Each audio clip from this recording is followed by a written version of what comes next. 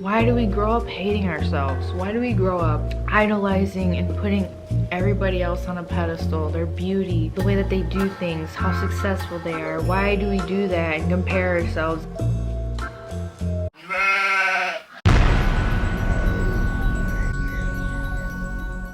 I kind of want to talk about my biggest trigger today, and I want to share it because I know that there's other people in the world that suffer from this as well, and it's comparing yourself to others based on appearance, photos, you name it. Just did my makeup, was about to head out the door, and then it happened. And I cried and cried and felt all the feelings, and now I'm here. Now what just happened, some people might laugh and think, wow, this is so dumb. Why would you be upset over that? And other people may understand what I feel, but it was necessary for me to go through that. And this whole entire thing was just so necessary for me. So let me tell you what happened.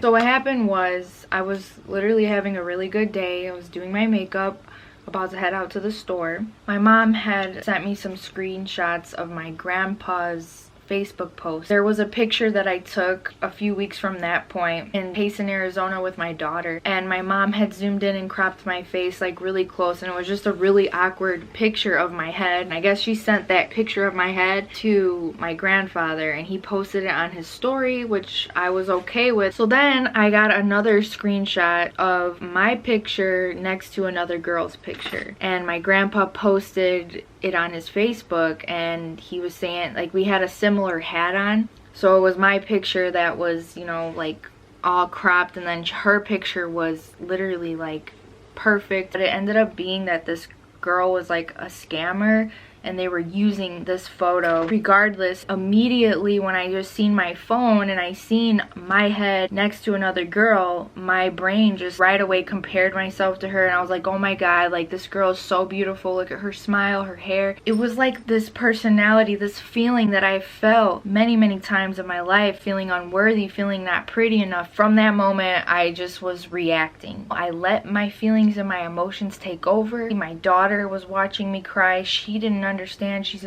gonna be 3 years old. I felt like I was failing as a parent in that moment because I couldn't control the way that I was feeling. But then I realized, you know, this is a part of me inside that has been wounded in this kind of way. I needed to feel this again, and it needed to come out of nowhere so I could learn how to reframe it in my mind and look at it differently. I just realized, wow, that little insecure girl that's in me she just needs love, dude. And I don't know if anyone else goes through this. I don't have social media for that reason, because it was a dark place for me where I would always compare myself to other girls, to other pictures. And then when I started realizing that a lot of the pictures are fake, that a lot of people, you know, do Photoshop, or they do these apps where they make themselves skinnier or make their nose smaller, and now they have filters that make everything different. Knowing that, it just kind of like gives me relief that, you know, I don't want to live in that world of inauthenticity. The need for validation destroys authenticity. And I heard this in another video, I'll post it below this. The need for validation destroys authenticity, and you see this in the world. You see this everywhere, that people are just always glamorizing their life,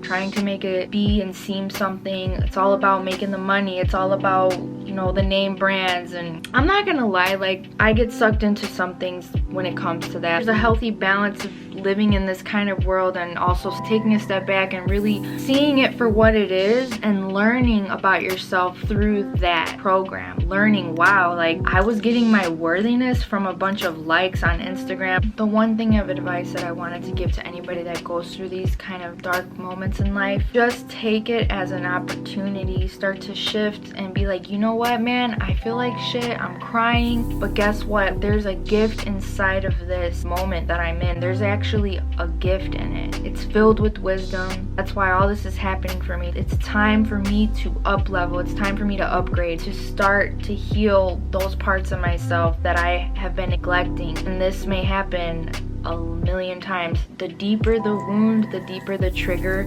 the more you will perpetuate it, repeat it, and experience it, because there's different layers of your soul that's like breaking through, discovering, uncovering the truth that's really within. The more that you go through it, you're open enough to like learn through it and see the love through it and be the love, you're gonna be able to help other people going through the same thing. And that's what's gonna be beautiful. Your light is gonna shine so bright that it's going to start to bleed onto others. And that's why it's important for me. I have my daughter, and I really want to encourage and build a strong, confident woman inside of her. I need to embody that and be that example for her. So in turn, we have to like reparent that little sad part of ourselves. When you're in this space, it's an opportunity to reparent yourself and see it differently. And that's our responsibility, because our parents only did the best that they could. Even if your parent was never there for you or just abused you and traumatized you, you got to understand they did the best that they could for you in that moment. And even though it wasn't good and it was probably the worst thing in the world, that's all that they knew, because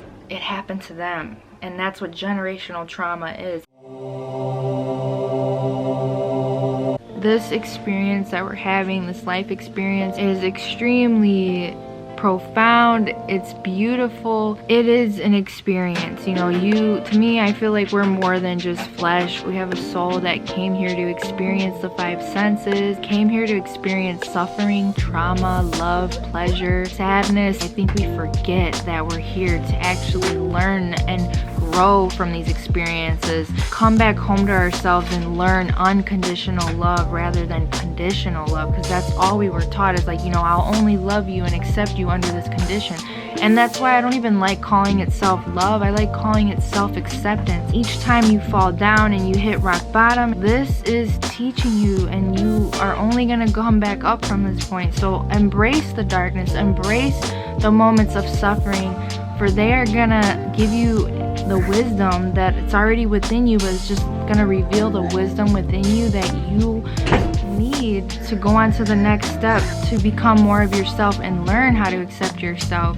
Because without self-acceptance, there is no self-love, and that's what I'm learning. Like, damn, I need to accept my flaws, my acne, my hair loss, my weight gain. I have to learn how to accept these parts of me and embrace the challenge, and learning how to become better, stronger, learning better habits that will then nurture myself and create more self-love by accepting myself first. This is to anyone who compares themselves to others, who have struggled this with their whole life. Try to find the root where it all started. Be gentle with yourself and know that this is here to help you learn how to accept and love yourself. You're beautiful just as you are, and you're gonna become more beautiful the moment you realize that. Thank you so much for being here, for listening to my story. If you feel free to, please like the video if you liked it, and subscribe to become a part of my community. I will see you in another video. Thank you.